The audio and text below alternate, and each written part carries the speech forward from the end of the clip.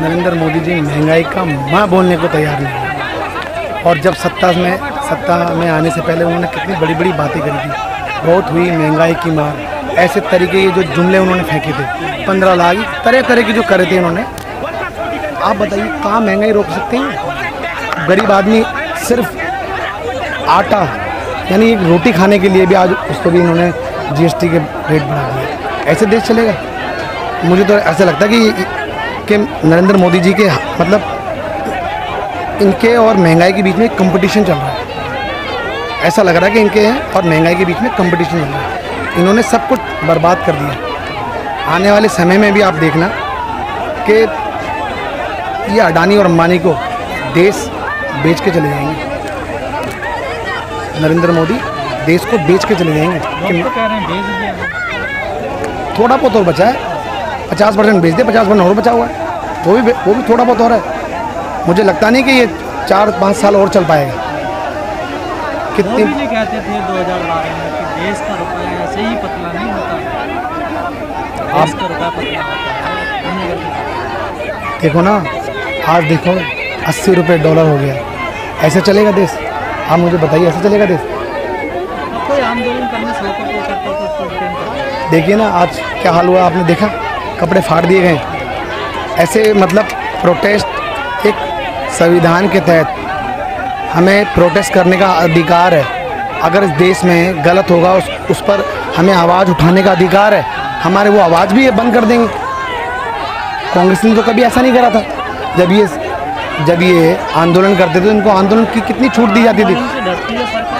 बिल्कुल डरती है, ये आंदोलन से डरती है। उन्हें पता है कि हमारा सच बाहर निकल के आ जाएगा, हमारा सच बाहर निकल जाएगा, इसलिए डरती है।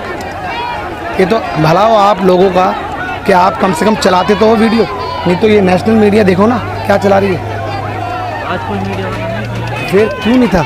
अब समझो, मीडिया को नरेंद्र मोदी जी ने कैप्चर कर रखा है। तो आप कठपुतलियों की तरह नचा रहे हैं। आप बहिष्कार क्यों नहीं करते? आप तो उनके स्पेशल प्रोग्राम में चले जाते हैं। देखिए, जब वो आप ज़मीनी पे नहीं आ रहे। देखिए, मैं आपको एक बात कहना चाहता हूँ कि ऐसे बहिष्कार नहीं कर सकते।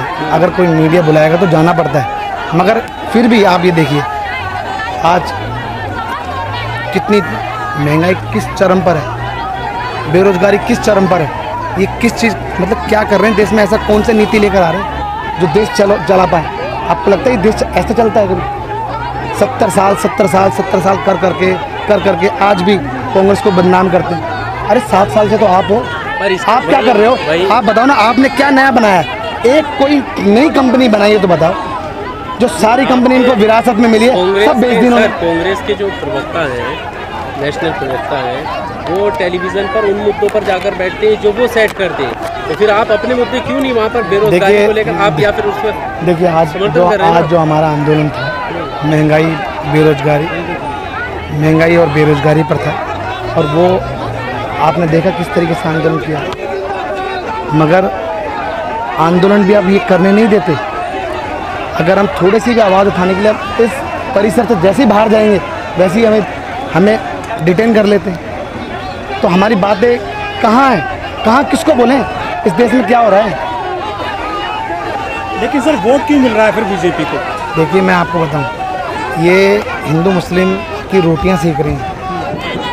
हमारा देश 20 साल पीछे हो चुका है।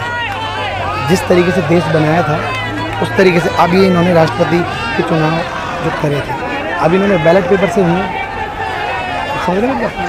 क्यों इन्होंने मशीन पे क्यों नहीं करी? तो ऐसे बैलेट पेपर से भी चुनाव होना चाहिए। सड़क पर नहीं आते सर कांग्रेस ईवीएम के खिलाफ? क्या देखिए, अब आप बताइए, ये सड़क पर नहीं थे? कितने लोगों के कपड़े फट चुके हैं। ऐसे सड़क पर कैसे हैं? आप ही तो दिखा रहे हो, नेशनल मीडिया तो नहीं दिखा रही ना। लोगों में आज किस तरीके से माहौल पैदा कर दिया हिंदू मुस्लिम, तो जबकि कांग्रेस सभी धर्मों को साथ लेके चलने वाली है। कैसे टक्कर दे पाएगा भाजपा को फिर आप इस तरह से, अगर आप डिटेन होते रहोगे तो? देखिए मैं आपको बता रहा हूँ, समय आएगा, धीरे धीरे अहंकार इनका टूटेगा।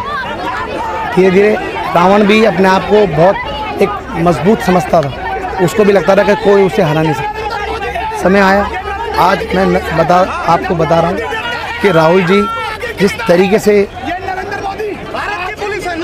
संसद तक जो लड़ाई कर रहे हैं, जो देश की आवाज़ उठा रहे हैं, जो गलत नीतियाँ जो नरेंद्र मोदी जी लेकर आते उस पर आवाज़ उठाते हैं, वो कौन उठा रहा है मुझे बताइए। एक विकल्प सिर्फ कांग्रेस ही है जो नरेंद्र मोदी जी की गलत नीतियों के खिलाफ आवाज़ उठाती है। आप बताइए कौन आवाज़ उठा रहा है? तो जो राष्ट्रीय मीडिया है तो राहुल गांधी साहब को तो पप्पू घोषित कर देता है वो। देखिए मैं आपको बता रहा हूँ, सुनिए, 70 साल क्या कहते असल में पप्पू कौन है? नरेंद्र मोदी जी पप्पू हैं, जिनको कुछ नहीं पता। उन्होंने मीडिया पे कितनी बड़ी बड़ी बातें बोली हैं। बहुत हुई महंगाई की मार, अब की बार मोदी सरकार। चप्पल पहनने वाले को मैं हवाई जहाज की सैर कराऊंगा। कहते थे कि जीएसटी नहीं लेगी दूध पे, घी पे, दही पे, वो फिर लगी ना।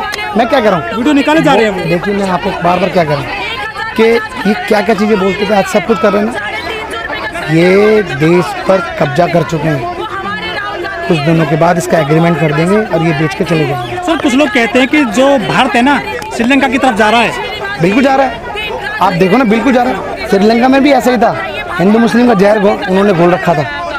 आज वही माहौल इंडिया में पैदा हो रहा है, भारत में पैदा हो रहा है। अब बताइए, ये जो देश आज़ाद हुआ था उसमें हिंदू मुस्लिम सिख ईसाई इस सभी धर्मों ने मेहनत करके आंदोलन करके अपने आप अपने बलिदान देके ये देश आज़ाद कराया था। सर बीजेपी हिंदू मुस्लिम का इशू लेकर चलती है पूरे चुनाव में, ठीक क्या काट है कांग्रेस के पास में? कि मैं अभी फिर चुनाव आ जाएंगे, फिर वो हिंदू मुस्लिम और कार्ड खेलेंगे। अब आप देखिए, नुपुर शर्मा ने बोला, उसको कुछ नहीं किया गया, और देखिए किस को मार दिया गया, किस को पकड़ लिया गया।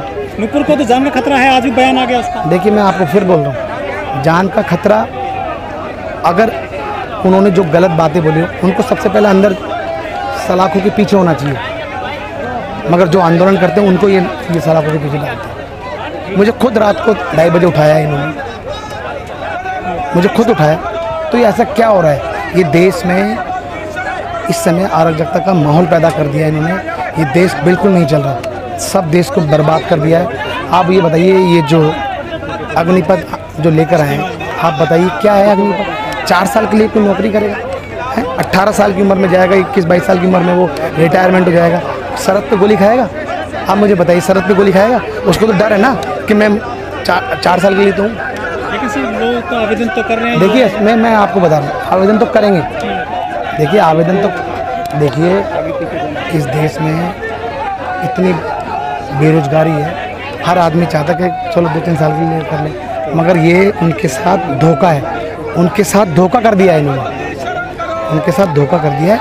इसलिए ऐसा नहीं होना चाहिए। जिस तरीके से पहले भर्ती थी उसी तरीके से करना चाहिए।